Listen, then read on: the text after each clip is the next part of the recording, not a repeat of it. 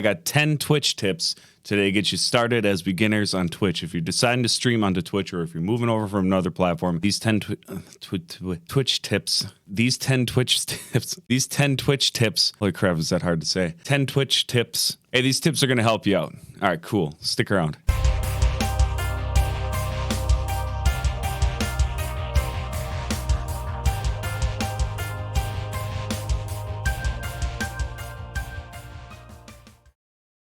As always, thank you guys for stopping by. If you could consider hitting that like button, subscribing to the channel, that way you can keep up with my weekly content on making us all better streamers. That's including myself. These videos come from my own self-reflections and things that I learn as I go. So today we're going over 10 tips for Twitch if you're a beginning streamer, or if you're plateaued, or maybe things aren't working out so well after you came over from another platform. Let's just dive into this. We're not going to waste any more time here. Tip number 1, figure out a schedule and stick to it. And if you can, try to have the same starting time every time you go live. It gets very confusing for a viewer if you start at 8 o'clock one day, 10:30 the next day, 11 at this day, and it jumps around. It's just easier if you can find a set time all the way through, and then you have it posted. Always fill in your viewers so they know when you're going to be live. Keep it consistent, and you will start seeing returning viewers just because they know when you're going to go live. And then you don't have to rely on the notifications going out and telling people. People actually start looking forward to your stream and knowing when you're going to go. All right, tip number 2, find a handful of reliable people that will watch your stream when you first start out. One of the things that you need to get affiliate is 3 concurrent viewers, or 3 average viewers when you stream. And a good way to do this is talk to friends and family and see if they got your back for a little bit, just to give you some time. Once you get close to 50, you're going to want to start implementing this, because it'll balance out that 3 viewership right around the time when you hit the 50 mark. If you start this too early, you might burn those people out. It might take you longer than you expected to get that 50. So try to find that sweet spot to get over that hump. I know it's a pain in the ass.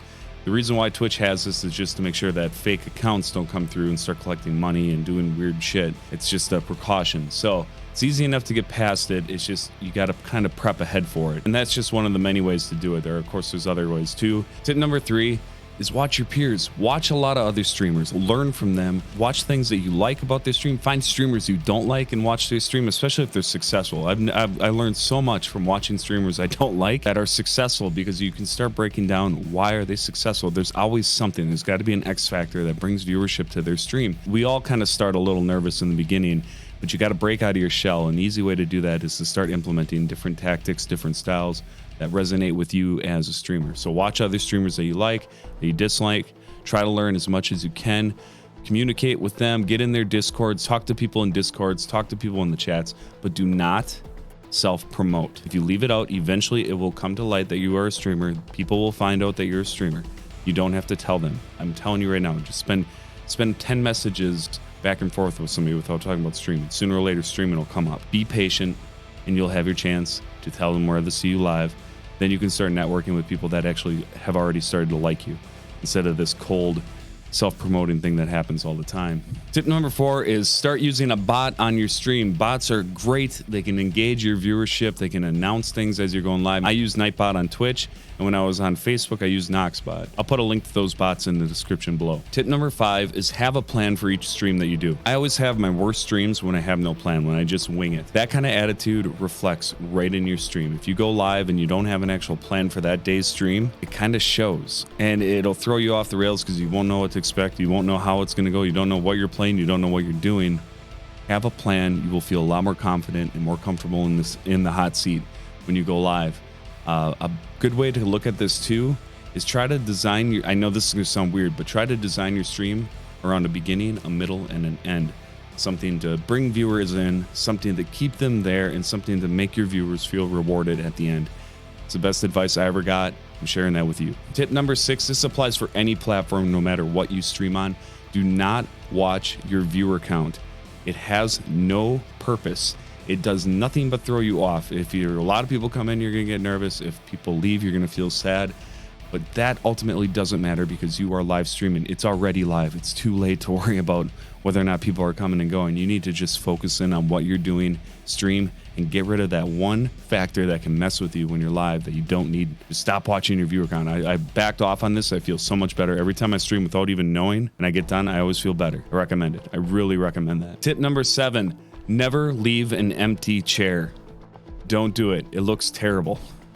Don't ever do this. Don't leave an empty chair. This number 8 is going to seem a little bit counterproductive, but don't stream too long, especially in the beginning when you're trying to get affiliate. Here's the reason why. A lot of new streamers stream for 5-6 hours, and they're streaming to like 1 or 2 people that sporadically come in and out. This kills your average viewership. If you can shrink your stream down to like 2-3 hours, and then you can tell all the people that you need to tell to come in at that point, they're going to come in and watch your stream, give you a better average viewership in the beginning. Once you get affiliate, do whatever you want, go as long as you want. But I really think when you narrow this in, it helps your average viewers. It's one of the first things I recommend to any new streamer that comes to me for help. Is I look at their videos and it's like 8 hours of streaming, and there's like, you know, 8 views on it. That's too spread out.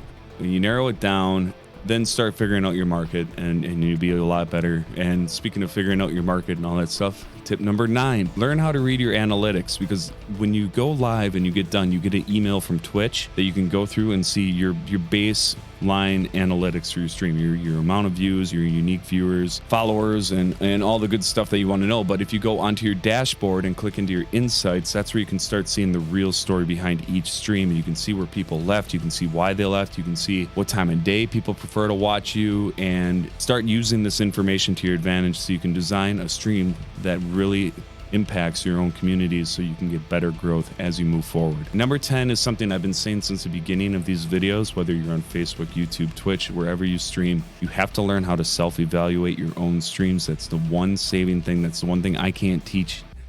I can tell you to do it, but you have to be able to be honest with yourselves and really look at your stream and learn where you can improve every single time you stream. Every stream that I do, I try to learn from. I try to improve something. But don't go crazy. Don't do a complete overhaul after every single stream. Just find something, one little thing to improve on. And when you get those little baby steps and you start making improvements every time, you're going to feel the greater impact after 10 streams. I really encourage all of you to start doing this. Try to find something to self-evaluate and improve every time you go live. There you go. 10 Twitch tips. Tongue twister Twitch tip. I still can't talk about it. Anyway. You guys want to catch me live? I got my live link in the description below. I always love it when my YouTube viewers come in.